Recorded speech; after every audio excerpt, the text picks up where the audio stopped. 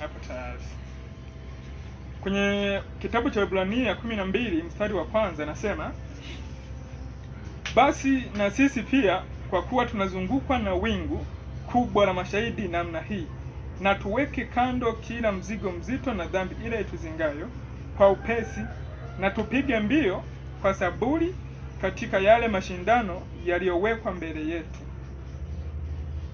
Sasa mimi hapa nina swali kwenye hili fungu kwamba kwanza hapa naposema kwamba tunazunguka na wingu kubwa la mashahidi namna hii wingu kubwa la mashahidi ni wingu la namna gani na ni mashahidi wa namna gani?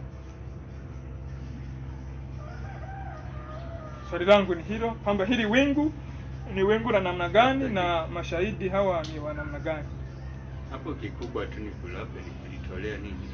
Kulitolea fungu, lakini wingu tu la mashahidi ina maana ni malaika wa nani?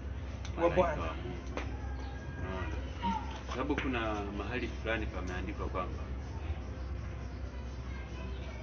kila tendo na kila wazo na kila neno litatolewa hesabu siku ile ya nini? Ya hukumu. Sasa unafikiri anayechukua hiyo rekodi ni nani? Si malaika?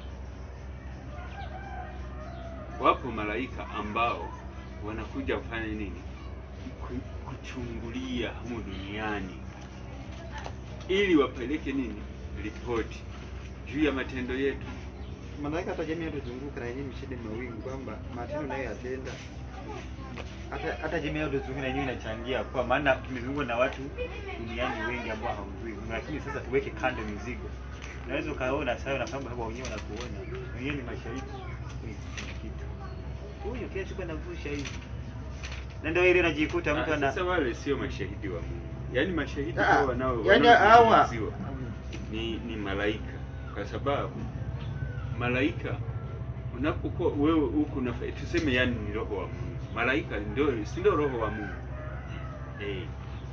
Au roho wa Mungu ni Mungu. Malaika sio roho wa Mungu. Malaika ni malaika. Malaika sio roho. Kuna roho na kuna malaika. Kuna roho wa Mungu mtakatifu na malaika. Kwa mfano kwenye Yohana 4 anasema roho ni Mungu. Kwenda pia kwenye Wagalatia anasema kwamba Yesu Kristo anakanda ndani kwa njia ya Roho Mtakatifu.